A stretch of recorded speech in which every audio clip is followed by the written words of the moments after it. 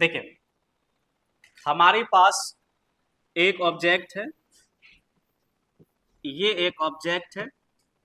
एक ऑब्जेक्ट के पास बहुत सारे कैरेक्टर होते हैं, ये आपको मालूम है, जिसमें दो कैरेक्टर हम मुख्य रूप से अध्ययन करते हैं। एक कैरेक्टर है मास और एक कैरेक्टर है चार्ज। और भी कैरेक्टर हो सकता है ऑब्जेक्ट के पास, वस्तु के पास। वस्तु के पास उसका साइज हो सकता है, वस्तु के पास डेंसिटी हो सकता है। मैं मास और चार्ज की चर्चा कर रहा हूं। वस्तु के पास ये दो कैरेक्टर होता है, मास और चार्ज, और अपने इसी दोनों कैरेक्टर के कारण वस्तु दो तरह का फोर्स लगाता है। मास वाले कैरेक्टर के कारण वस्तु एक फोर्स लगाता है, उसको हम लोग कहते हैं ग्रेविटेशनल फोर्स। ग्रेविटेशनल फोर्स, गुरुत्वाकर्षण बल। और अपने चार्ज वाले कैरेक्टर के कारण भी वस्तु एक तरह का फोर्स लगाता है, और उस फोर्स को भी हम अध्ययन कर रहे हैं, कौन सा? Electrical force. इलेक्ट्रिकल फोर्स, ये देखें। तो मुझे बताइए, ग्रेविटेशनल फोर्स, गुरुत्वाकर्षण बल, और इलेक्ट्रिकल फोर्स, विद्युत बल में, दोनों में क्या चीज कॉमन है? कॉमन चीज आपको बतानी है।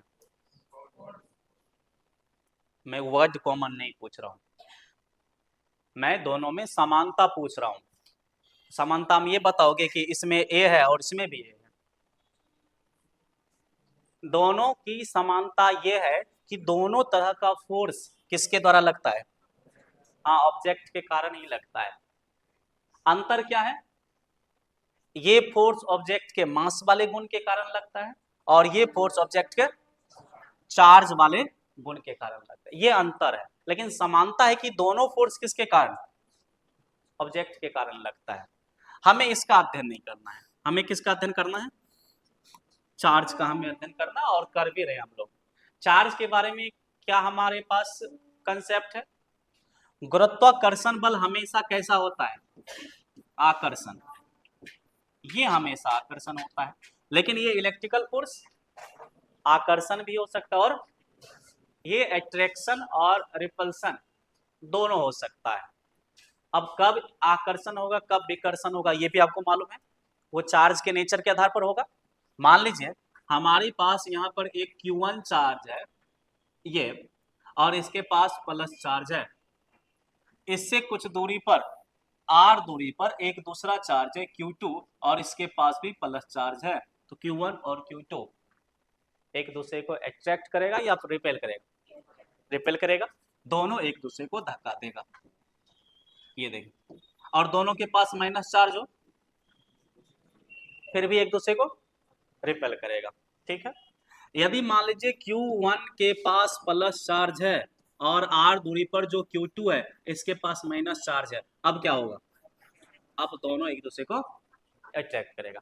इतना नॉलेज अभी तक हमारे पास है कि चार्ज आकर्षण कब करेगा, और लेकिन ये जो चार्ज आकर्षण और विकर्षण बल लगाता है, कितना लगाता है, ये कैसे पता करेंगे? तो आंसर है, इसको बताने के लिए कौन सामने आए थे? कूलम साहब।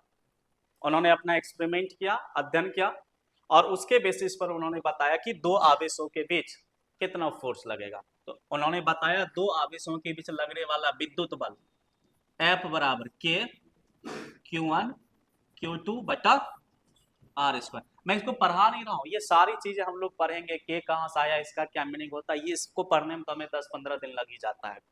बस मैं बता रहा हूँ अभी कि इस दोनों के बीच आकर्षण विकर्षण लगेगा, इसका निर्णय करने का हमारे पास नॉलेज है, लेकिन कितना फोर्स लगेगा ये अभी हमने नहीं पढ़ा हुआ है, आगे जाकर पढ़ेंगे इतना फोर्स लगता है। ठीक है। एक और मैं आपको सिचुएशन देता हूं। ये हमारे पास मान लीजिए कि एक ऑब्जेक्ट है ए, और इस वस्तु ए पर Q1 चार्ज है, प्लस में मान लीजिए 2 कूलम चार्ज, बहुत बड़ा चार्ज हो गया। इससे कुछ दूरी पर, R दूरी पर, एक दूसरा वस्तु है B, और इसके पास Q2 चार्ज है, लेकिन ये 0 कूलम है, यानी इसके पास कोई चार्ज। आप कह सकते हैं कि ये आवेशित वस्तु है और ये उदासीन वस्तु है। अब मुझे बताइए, क्या ये आवेशित वस्तु इस उदासीन वस्तु पर फोर्स लगाएगा? लगाएगा या नहीं? बोलो ना, कुछ तो दिमाग काम कर रहा होगा ना, या पूरी तरह से स्टैटिक दिमाग है? फोर्स, ये आवेशित वस्तु इस उदासीन वस्तु पर फोर्स लगाएगा या नहीं लगाएगा? लगाएगा। कौन सा, आकर्षण या विकर्षण? इसके पास कोई चार्ज नहीं है। यदि आपने बोल दिया ठीक है फोर्स लगाएगा, तो कौन सा फोर्स, आकर्षण वाला या विकर्षण? दोनों लगाएगा। सोचिए। अच्छा, कूलम साहब के नियम से आइए, कितना फोर्स लगेगा? Q1 के जगह कितना देंगे? 2 कूलम। Q2 के जगह 0 कूलम। अब एक 0 हो गया तो पूरा क्या हो जाएगा? 0। ये देखिए कूलम साहब के अनुसार कितना फोर्स लग रहा है? 0 फोर्स लग रहा है, यानी ये वस्तु इस पर कोई फोर्स नहीं लगाएगा। लेकिन क्या प्रैक्टिकल में भी ऐसा होता है कि ये वस्तु इस वस्तु पर कोई फोर्स नहीं लगा रहा? ऐसा नहीं, ऐसा तो नहीं होता प्रैक्टिकल में। आपने घर्षण से वस्तु पर चार्ज उत्पन्न कर करके देखा हुआ है, और अभी भी आप कर सकते हैं, बैलून से कर सकते हैं। मुझे बैलून बनाएंगे तो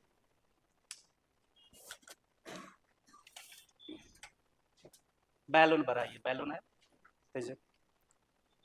नया वाला देना है। शुरू के क्लास में हमने बताया था, एक इसमें दीजिए। शुरू के क्लास में हमने आपको बताया था कि किसी वस्तु पर, या फिर अभी भी आपको नॉलेज होगा, किसी वस्तु पर चार्ज उत्पन्न करने के लिए हमें उस वस्तु को क्या करना होगा? क्या हुआ उसमें बांधिए। किसी वस्तु पर चार्ज उत्पन्न करने के लिए हमें उस दो वस्तु को आपस में क्या करना होता है? रब करना होता है। दो वस्तु को आपस में हमें क्या करना होता है? घर्षित करना होता है चार्ज उत्पन्न करने के लिए। तो मैं दो वस्तु को घर्षित कर रहा हूँ, ये एक वस्तु है, ये एक वस्तु है, सेम मटेरियल है, लेकिन आप इसको घर्षित कर सकते हैं।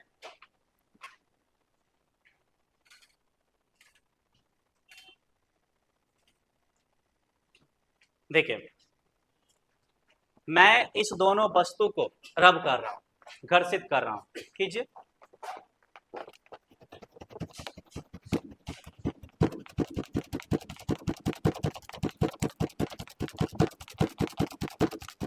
बंद कीजिए इसको। ये देखिए घर्षण से ये क्या हो रहा है? चार्ज हो रहा है। चलिए, इसके पास चार्ज आया, ठीक है। इसके पास चार्ज है, इसको ले जाते हैं यहां पर। ये देखें क्या कर रहा है? आकर्षित कर रहा है इसको। ये देखिए, इसको घुमाओ, ये भी नाचेगा।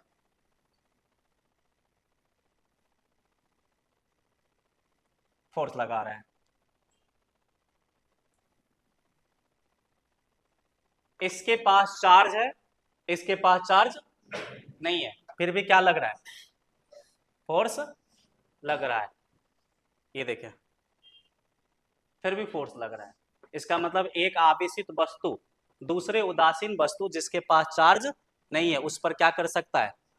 फोर्स लगा सकता है।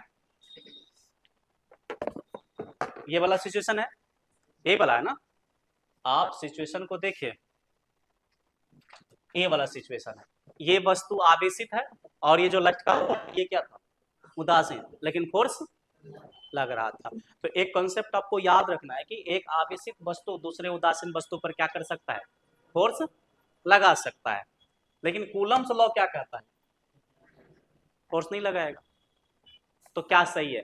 कूलम्स लॉ सही है या जो प्रैक्टिकल दिख रहा है ये सही है? प्रैक्टिकल जो दिख रहा है वो सही है। तो क्या आप दूसरे तरह से ये बोल रहे हो कि कूलम्स लॉ गलत है? इसका तो यही मतलब हुआ ना। एक बताता है फोर्स नहीं लग रहा है और प्रैक्टिकल बताता है कि फोर्स लग रहा है, और आप बोल रहे हो प्रैक्टिकल सही है, तो इसका मतलब आप बोल रहे हो कि ये क्या है? गलत है। फिर प्रॉब्लम कहाँ है? ये भी सही है और ये भी लगता है, तो इसके अनुसार भी क्या आना चाहिए? फोर्स आना चाहिए, कुछ ना कुछ फोर्स आना चाहिए, लेकिन फोर्स तो हमें नहीं दिख रहा है। तो कंफ्यूजन कहाँ है उसको हमें क्लियर करना है कि कूलम्स लॉ से फोर्स क्यों नहीं आ रहा है, जबकि एक्चुअल में क्या लग रहा है? फोर्स लग रहा है, जबकि कूलम्स लॉ इसी फोर्स को बताने के लिए दिया गया। कूलम साहब ने अपना नियम इसी फोर्स को बताने के लिए दिया, और यही फोर्स कूलम्स लॉ से कैलकुलेट नहीं हो पा रहा है। तो ये हमारा कल का टॉपिक है, आज का टॉपिक नहीं है, बस मैं बता रहा हूं कि ये कल का टॉपिक है। कल हम इसको अध्ययन करने वाले हैं कि एक आवेशित वस्तु एक उदासीन वस्तु पर फोर्स कैसे लगाता है, और जब मैं एक्सप्लेन करूंगा तब जाकर आप कूलम्स लॉ लगाएंगे, तब आपको समझ आएगा। अभी जो आपने ये कूलम्स लॉ लगाया ना, ये तरीका ही गलत है लगाने का। कूलम्स लॉ कैसे लगता है वो कल हम लोग देखेंगे। यानी किसी वस्तु को आवेशित करने की अभी हमारे पास कितनी विधि है? एक विधि है घर्षण। जब मैं इंडक्शन पढ़ाऊंगा, प्रेरण विधि द्वारा आवेशन, तब जाकर आपको समझ आएगा कि एक आवेशित वस्तु उदासीन वस्तु पर कैसे फोर्स लगाता है, और तब आप इस फॉर्मूला को इससे क्या कर पाएंगे, कनेक्ट कर पाएंगे। आज का क्वेश्चन हम लोग वापस आते हैं। क्या था क्वेश्चन? हाँ ये क्वेश्चन था, लिखे तो जल्दी। यही था ना भाई? इंग्लिश में था या हिंदी में था? हिंदी में ही था। चलिए लिखिए इसको।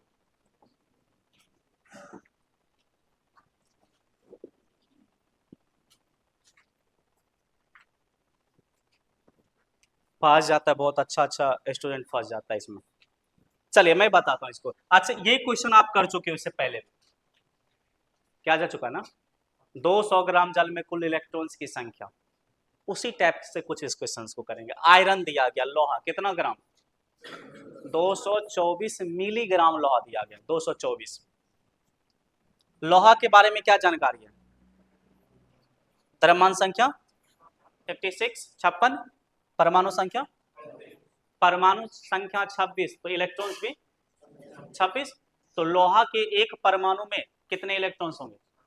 26 इलेक्ट्रॉन्स होंगे। याद रखना इसको। इस क्वेश्चन को करना कैसे है?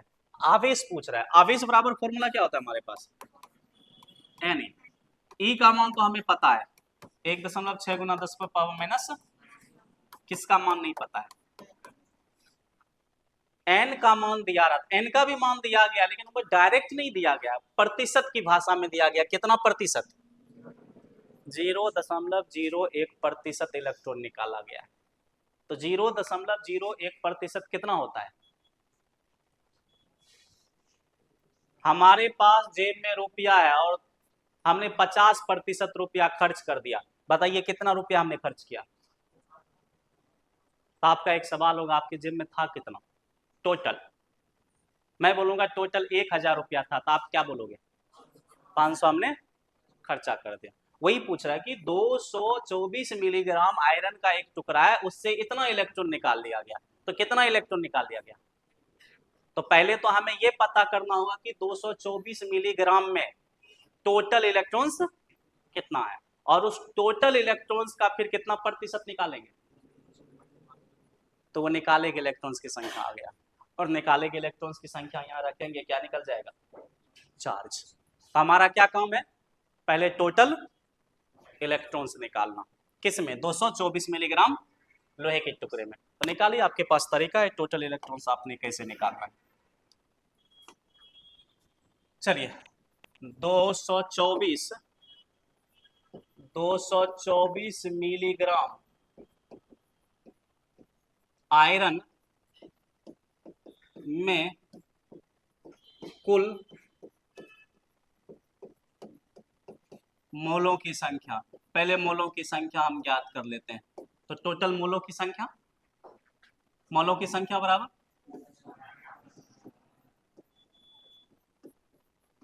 दिया गया भार बटा परमाणु भार। अणु नहीं है आज, परमाणु है। चलिए दिया गया भार कितना है? 224 मिलीग्राम। परमाणु भार 56 ग्राम।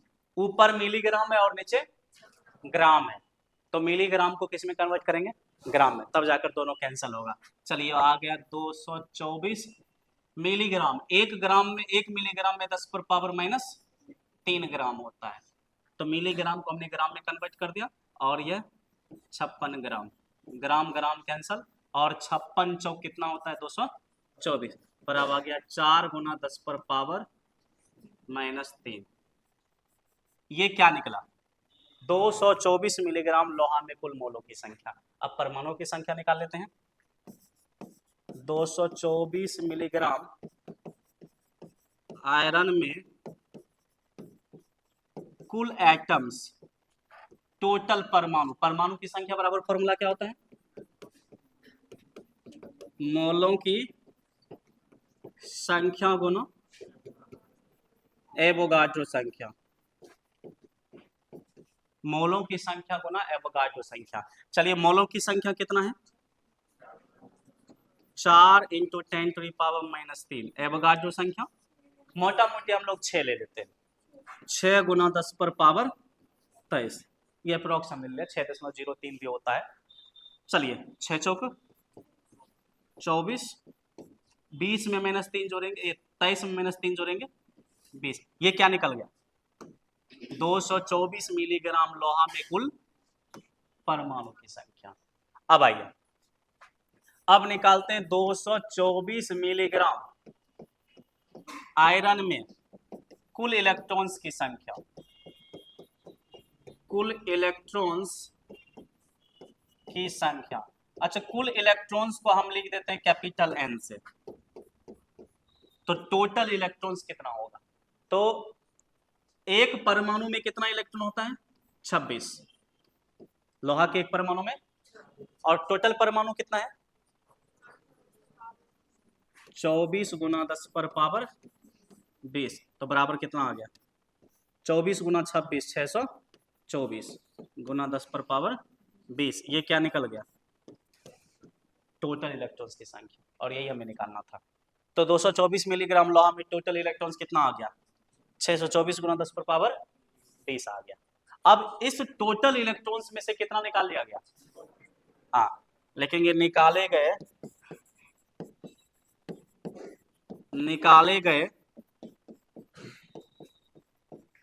इलेक्ट्रॉन्स की संख्या, निकाले गए इलेक्ट्रॉन्स की संख्या, निकाले गए इलेक्ट्रॉन्स को इसको स्मॉल एन से लिखते हैं, तो कितना निकाला गया, टोटल का, यानी एन का, ये टोटल इलेक्ट्रॉन्स है, इसका कितना प्रतिशत, 0.01% निकाल दिया गया, टोटल का दिस मच। चलिए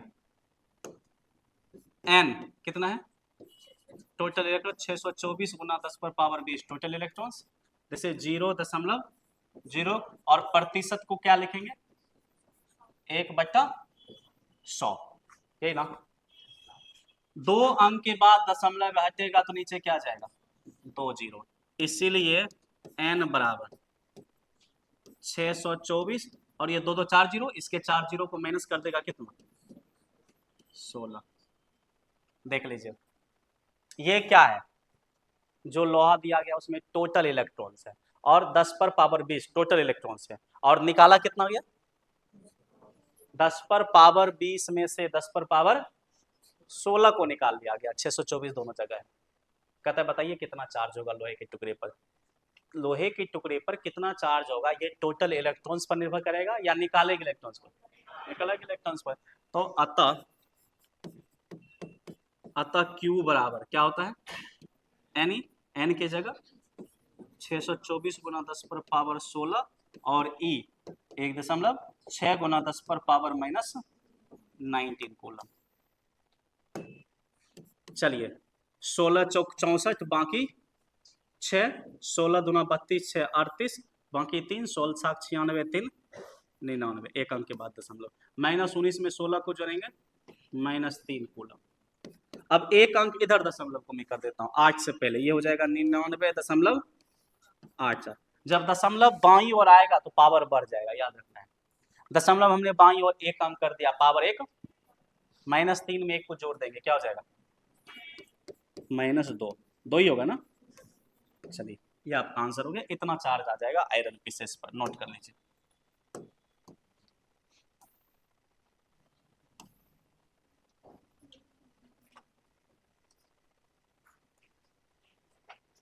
थोड़ा जल्दी नोट करेंगे इसको।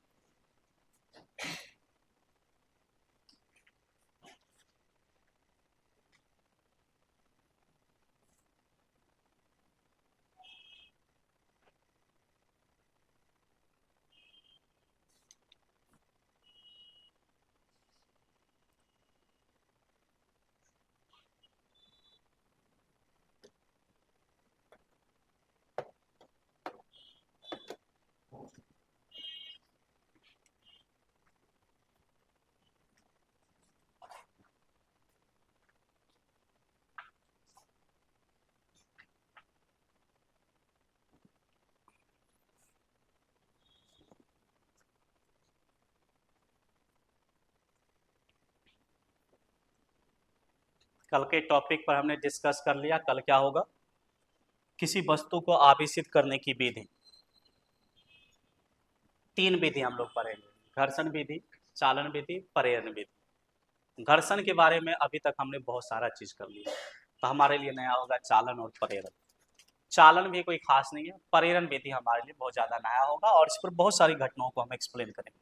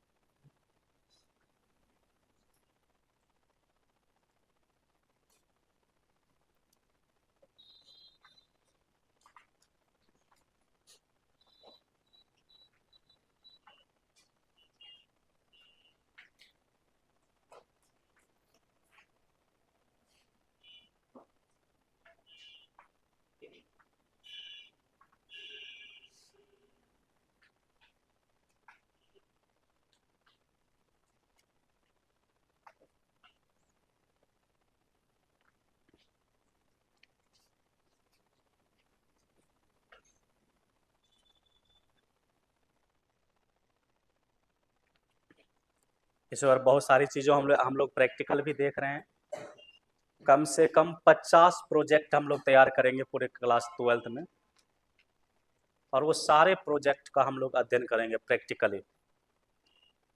इससे पहले किरचॉफ्स लॉ पढ़ाते थे तो केवल बोर्ड पर हम लोग करते थे। इस बार सामने से देखेंगे सर्किट तैयार करके, वही Wheatstone bridge, meter bridge, potentiometer, ammeter, voltmeter, सारे डिवाइसेस आपके सामने रहेंगे। जनरेटर कैसे काम करता है इससे पहले हम लोग बोर्ड पर देखते थे, इस बार आपके सामने रहेगा उसका एक प्रोजेक्ट, और उस प्रोजेक्ट के माध्यम से हम लोग देखेंगे साइक्लोट्रॉन क्या होता है, फोटो इलेक्ट्रिक प्रभाव, सोलर प्लेट पर लाइट आता है तो करंट कैसे फ्लो होने लगती है, ये सारे का इस बार हम लोग प्रोजेक्ट बना रहे हैं।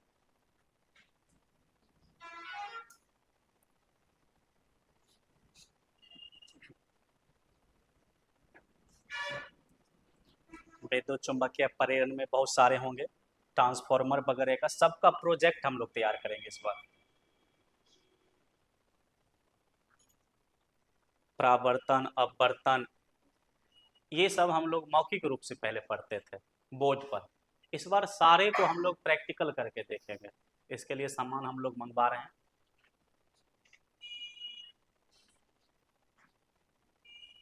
इससे आपको प्रोजेक्ट बनाने में मदद मिलेगा, कॉलेज में जब प्रैक्टिकल एग्जाम देने जाएंगे और कॉपी जमा करेंगे प्रोजेक्ट उसका प्रैक्टिकल का, तो उसमें आप उस तरह का प्रोजेक्ट कर सकते हैं, देकर लेकर दे सकते हैं।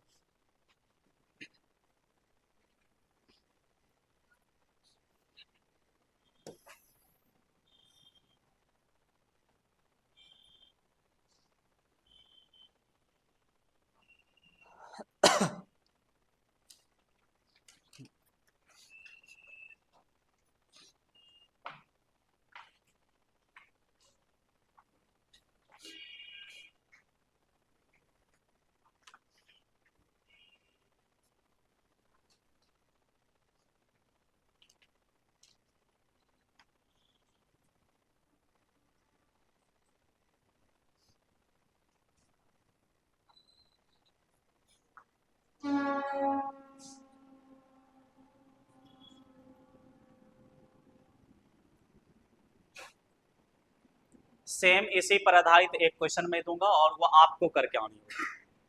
कॉपर के जगह ये आयरन के जगह मैं कॉपर दे दूंगा।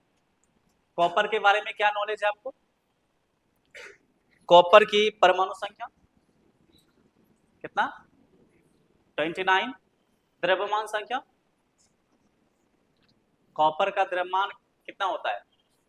द्रव्यमान संख्या 63.5, 63.5 के आसपास होता है, तो 63.5 ले लेंगे वहां पर 56 की जगह, और उससे कुछ परसेंट इलेक्ट्रॉन निकाला गया। उस तरह का क्वेश्चन आएगा अभी। ये आपको खुद से घर पर में कर लेनी है, एम करीम का ये क्वेश्चन होगा, लास्ट में यही क्वेश्चन दिया गया एम करीम में।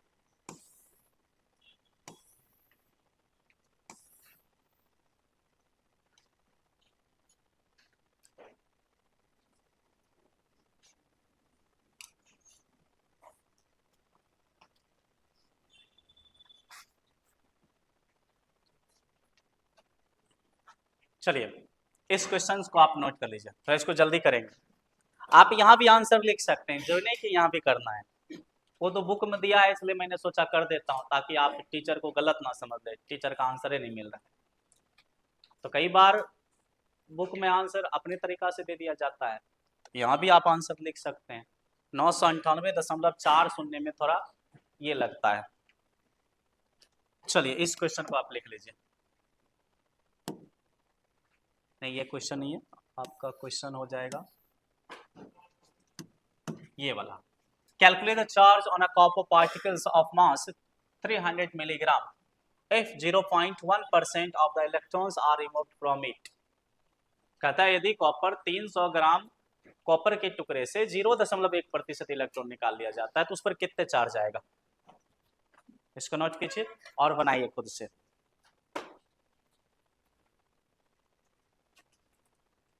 नहीं बन रहा है तो कहां प्रॉब्लम है, समान डाटा में प्रॉब्लम है या कैलकुलेशन में है। हाँ कैलकुलेशन में, क्योंकि डाटा इसमें सारे के सारे डाटा दिया गया, या पिछला क्वेश्चन में आपने सारा प्रोसेस देखा, तो कैलकुलेशन आपका दिक्कत है यदि नहीं बन रहा है तो। और उसमें भी मैं थोड़ा आसान किए दे रहा हूँ ना कि आप एवोगाड्रो संख्या 6.023 की जगह 6 लेना है आपको, 6 × 10⁻23।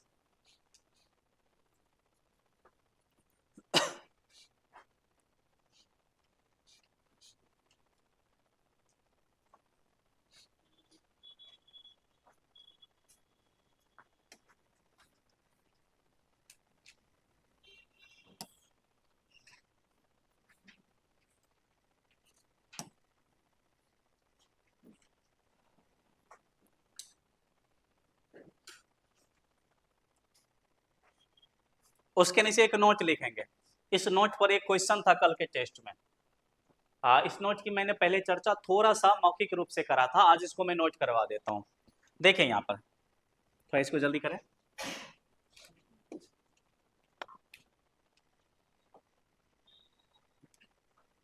मान लीजिए कि हमारे पास एक ऑब्जेक्ट है और इस ऑब्जेक्ट के पास चार्ज है 1.6 कूलम, और ये ऑब्जेक्ट अभी रेस्ट में, ऑब्जेक्ट का मतलब वस्तु, ये रेस्ट में।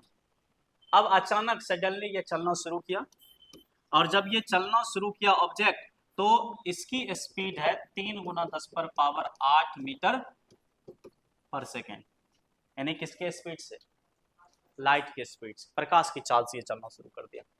प्रकाश की चाल इस प्रकृति में सबसे अधिक है, सबसे तेज गति से प्रकाश चलता है, इससे ज्यादा तेज मोशन किसी का संभव नहीं है, लाइट का भी संभव नहीं, लाइट भी मैक्सिमम इतना ही से चलता है। तो ये ऑब्जेक्ट मैक्सिमम वेलोसिटी से चलना शुरू कर दिया।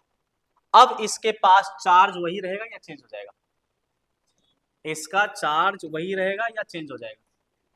आंसर इसका चार्ज चेंज नहीं होगा, इसका चार्ज वही रहेगा 1.6 कूलम।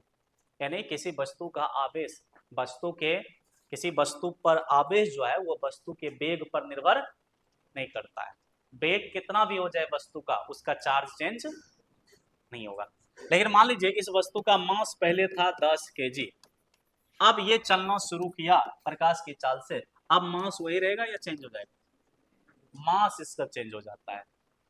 और इसके लिए एक फॉर्मूला होता है m बराबर m0/√1 - v² / c²। ये आपके सिलेबस का हिस्सा नहीं है, ये सब आगे जाकर आप पढ़ेंगे, बस मैं बता रहा हूं इसको। m, आप सही हो, बचपन में आपको बताया गया होगा कि मास चेंज नहीं होता है किसी वस्तु का, लेकिन जब आप थ्योरी ऑफ रिलेटिविटी में प्रवेश करेंगे, जब आप आगे के क्लास में आप अपना ब्रांच जारी रखेंगे, फिजिक्स में मास्टर करेंगे या साइंस में मास्टर करेंगे, तो वहां आपके टीचर के द्वारा ये बताया जाएगा, इस पर विस्तार से बताया जाएगा। m मूविंग मास है। मूविंग मास का मतलब जब वस्तु चल रहा होता है तो उस समय जो मास होगा उसको हम कहेंगे m। और ये m0 क्या है, रेस्ट मास, जब वस्तु किस में हो, विराम में हो। जब वस्तु विराम में होगा तो उस समय जो मास होगा उसको क्या कहेंगे, m0, रेस्ट मास। c क्या है, निर्वात में प्रकाश की चाल है, और v क्या है, वस्तु की चाल है, वस्तु किस वेग से जा रहा है। अब इसमें मुझे बताइए एम नोट, वस्तु विराम में 10 केजी में है, कल भी विराम में रहेगा कितना 10 केजी, परसों भी विराम मास चेंज नहीं होगा, विराम वाला द्रव्यमान चेंज नहीं होगा वस्तु का, और ये प्रकाश की चाल भी चेंज नहीं होगी, सी ये भी कांस्टेंट है, तो बचा क्या, हाँ वस्तु का वेग। यदि हम वस्तु का वेग चेंज कर दे, देखिए ये और ये चेंज होगा नहीं, किसको चेंज कर दे, वस्तु के वेग को, ये चेंज होगा तो किसको चेंज होना होगा, इसको चेंज होना होगा ना, क्योंकि ये दोनों चेंज नहीं हो सकता है। तो इसका मतलब है जो मूविंग मास है वो किस पर निर्भर करता है, वस्तु के वेग पर निर्भर करता है। ये टॉपिक आपका है नहीं, आपको ये याद रखना है, किसी वस्तु का चार्ज वस्तु के वेग पर निर्भर नहीं करता, लेकिन मास निर्भर करता है वेग पर। लिखे मतलब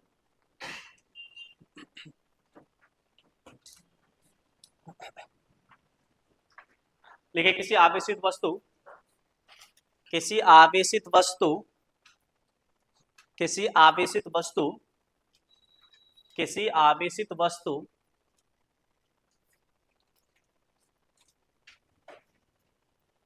किसी आवेशित वस्तु का आवेश, किसी आवेशित वस्तु का आवेश, किसी आवेशित वस्तु का आवेश, आवेशित वस्तु का आवेश वस्तु के वेग से स्वतंत्र होता है, वस्तु के वेग से स्वतंत्र होता है, वस्तु के वेग से स्वतंत्र होता है, वस्तु के वेग से स्वतंत्र होता है, वस्तु के वेग से स्वतंत्र होता है, स्वतंत्र होता है, अर्थात, और क्लियर कीजिए, अर्थात, अर्थात आवेश आवेशित वस्तु के वेग पर निर्भर नहीं करता है, अर्थात आवेश आवेशित वस्तु के वेग पर निर्भर नहीं करता है, अर्थात आवेश आवेशित वस्तु के वेग पर निर्भर नहीं करता है, अर्थात आवेश आवेशित वस्तु के वेग पर निर्भर नहीं करता है, वेग पर निर्भर नहीं करता है। दूसरा नोट लिखिए,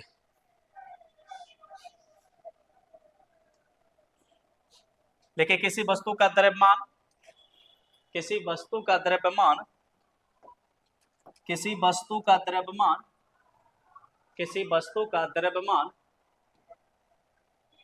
किसी वस्तु का द्रव्यमान, किसी वस्तु का द्रव्यमान, द्रव्यमान वस्तु के वेग पर निर्भर करता है, किसी वस्तु का द्रव्यमान वस्तु के वेग पर निर्भर करता है, किसी वस्तु का द्रव्यमान वस्तु के वेग पर निर्भर करता है, किसी वस्तु का द्रव्यमान वस्तु के वेग पर निर्भर करता है, जिसे निम्नलिखित समीकरण द्वारा, जिसे निम्नलिखित समीकरण द्वारा, जिसे निम्नलिखित समीकरण द्वारा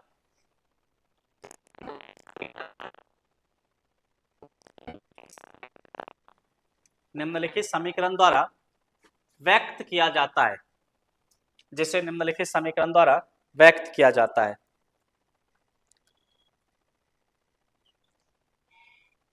चलें ये समीकरण आप लिख लें,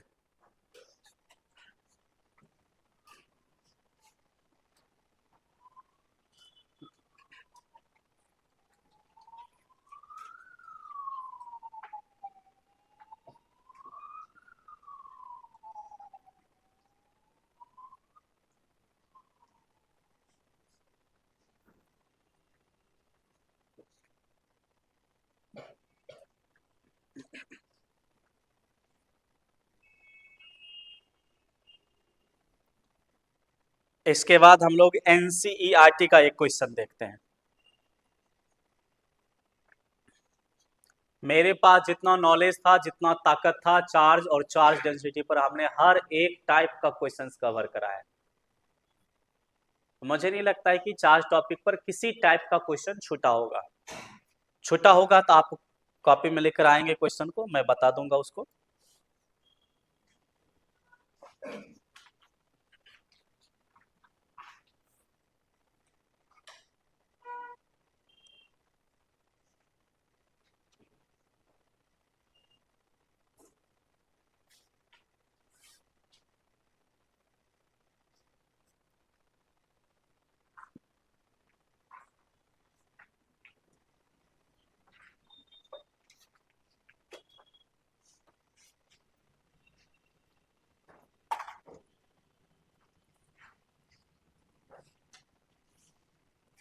चलिए एनसीईआरटी का हम लोग एक क्वेश्चन करते हैं।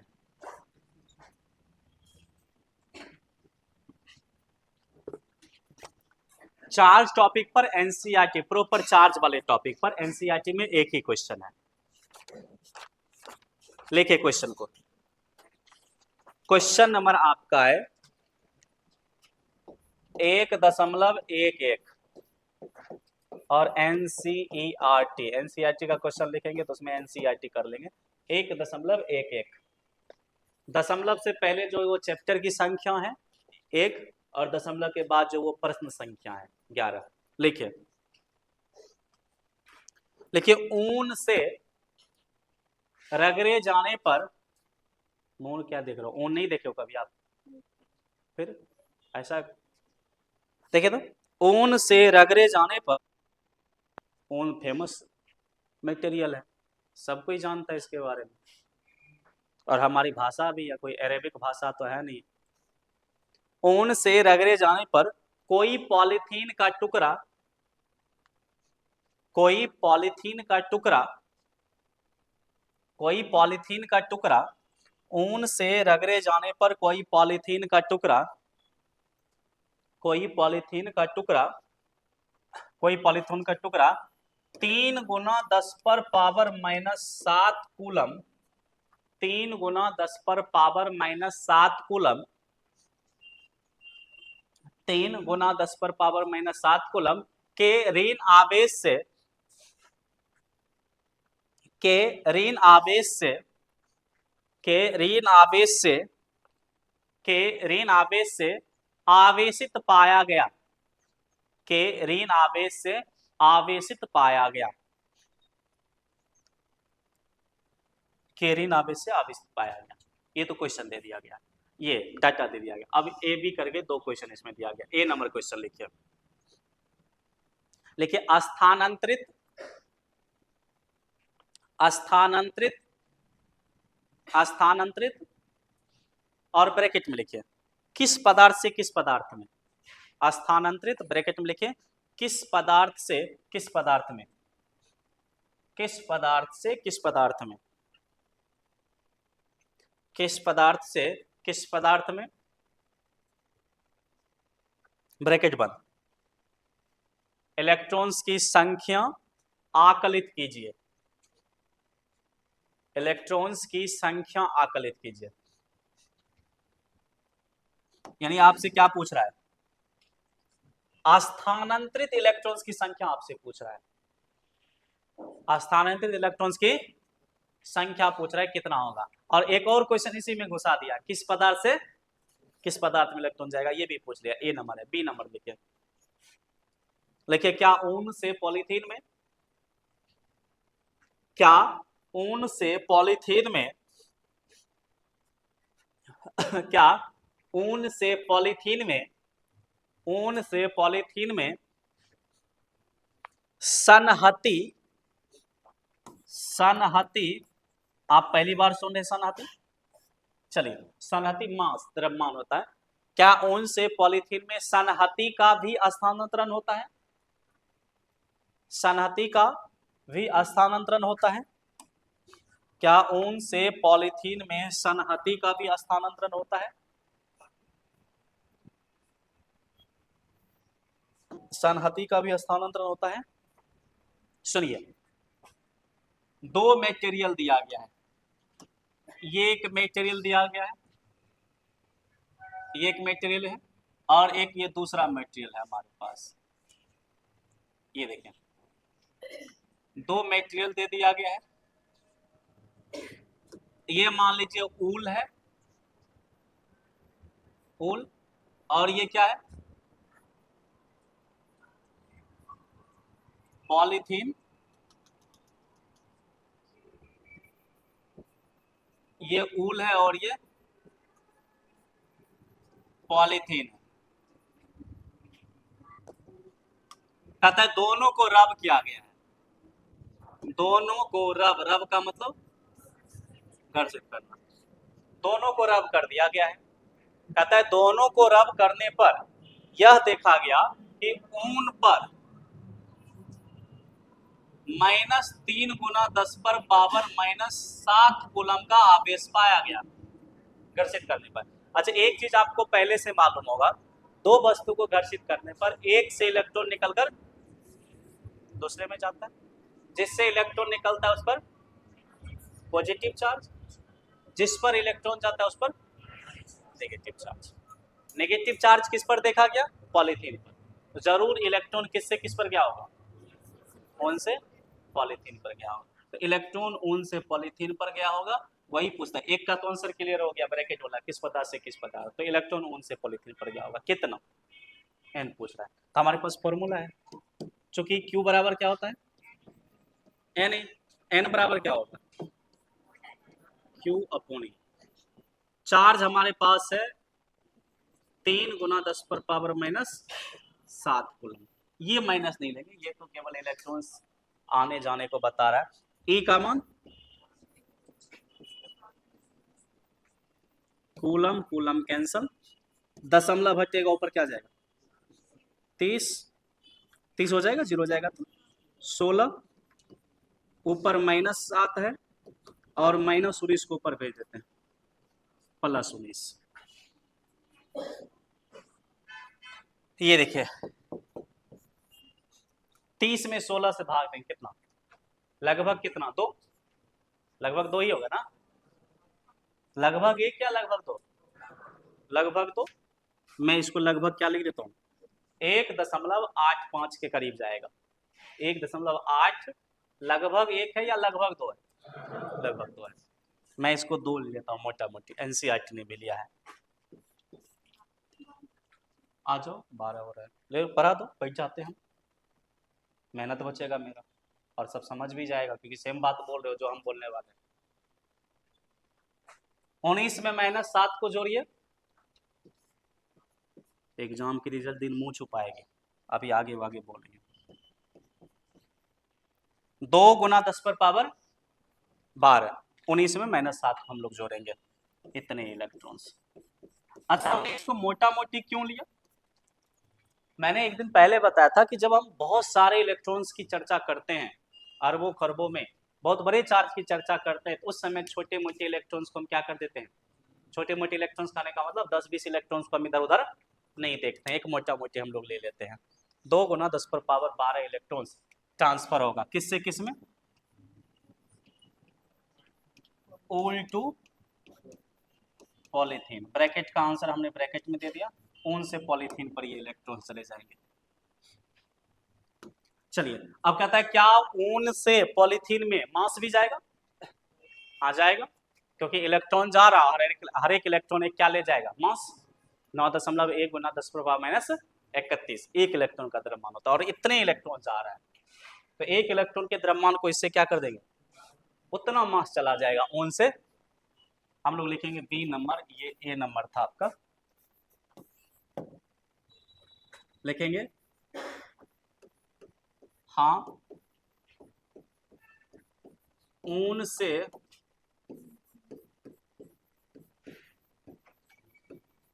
पॉलीथीन में,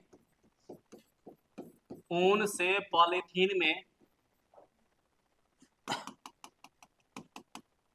पॉलीथीन में संहति द्रव्यमान का भी स्थानांतरण होगा। और निकाल दीजिए कितना द्रव्यमान का होगा। तो द्रव्यमान, तो एक इलेक्ट्रॉन का द्रव्यमान 9.1 गुना 10 पर पावर -31 kg, और टोटल इलेक्ट्रॉन्स कितना गया? This much, 2 × 10⁻12। ये देखें, तो मास बराबर 91 दूना 182, एक अंक के बाद दशमलव, -31 में 12 को जोड़ेंगे -19 kg। दशमलव को इधर कर लीजिए, एक अंक, ये हो जाएगा 1.82। दशमलव बाई और आया एक अंक, पावर 1 जो जाएगा, -19 में 1 को जोड़ दे कितना? -18। इतना मास जाएगा ऊन से कहाँ? लेकिन देखिए -18 है, बहुत ही कम है, बहुत कम मास है, इतना कम है कि इसको हम इग्नोर करके चल सकते हैं। नोट कर लीजिए इसको। कल हम लोग देखेंगे method of charging of a battery और उसी में इंडक्शन को देखेंगे हम लोग।